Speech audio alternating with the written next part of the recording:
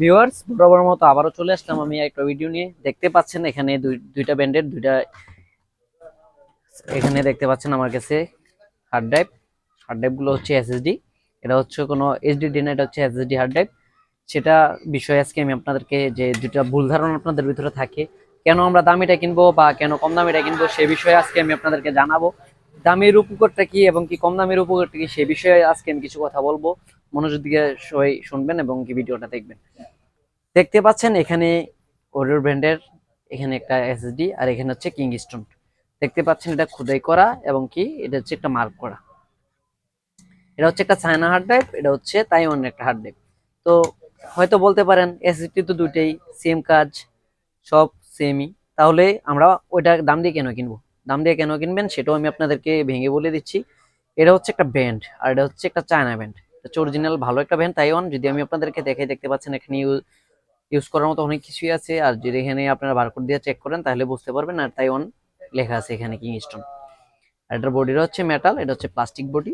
আর বিল quality যদি আমি আপনাদেরকে দেখাই, একটা খুলে দেখাচ্ছি, বাকিটা আমি নতুন যেটা এটা খুলে দেখাচ্ছি না, আমি চায়না ব্যান্ডটাই খুলে দেখাচ্ছি আপনাদেরকে। তাহলে আপনারা বুঝতে পারবেন যে দুটার ভিতরে তফাৎটা অনেকটাই।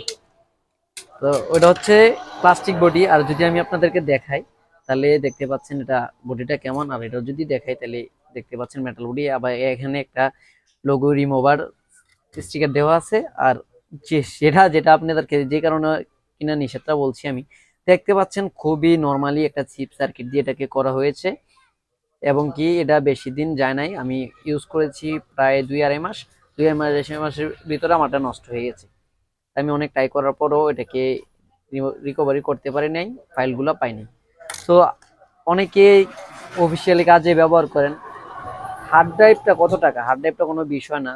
মেন কথা হচ্ছে যদি আমাদের ফাইলগুলো মিসিং হয়, ফাইলগুলো পেতে আমাদের অনেকটাই কষ্ট হয়ে যায়। তো সেক্ষেত্রে আমি আপনাদের উইন্ডোজ ক্র্যাশ করা থেকে বিরত থাকার জন্য আমি সবসময় সাজেস্ট করব ভালো একটা ব্যান্ড ব্যবহার করবেন।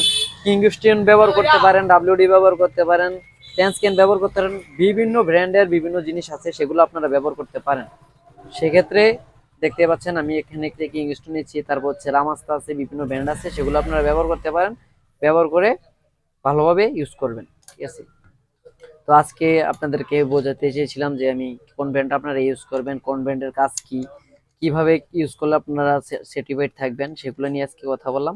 আজকের ভিডিও এ পর্যন্তই। সবাই ভালো থাকবেন, সুস্থ থাকবেন, খুদা হাফেজ।